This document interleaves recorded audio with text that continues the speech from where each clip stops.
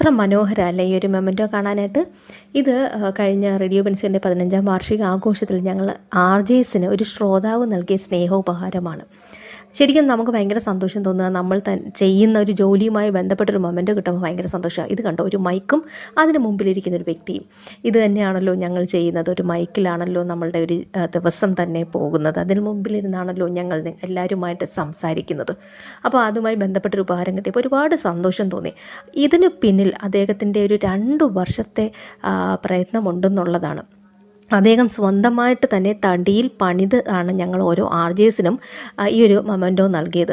അതിനായി അദ്ദേഹം കഴിഞ്ഞ ഒരു 2 വർഷത്തോളം അതിന് സമയമെടുത്തിരുന്നു.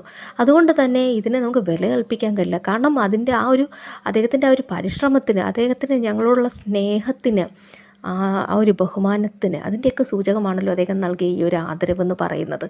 അതുകൊണ്ട് തന്നെ ഞങ്ങൾക്കും അദ്ദേഹത്തിനോട് പറയാനുള്ളത്, മറ്റെല്ലാ ഉപഹാരങ്ങൾക്കും മുകളിലായിരിക്കും ഈ ഒരു ഉപഹാരത്തിൻ്റെ സ്ഥാനം. കാരണം ഇതൊരു ഉപഹാരമാണ്, സ്നേഹാദരവായിരുന്നു.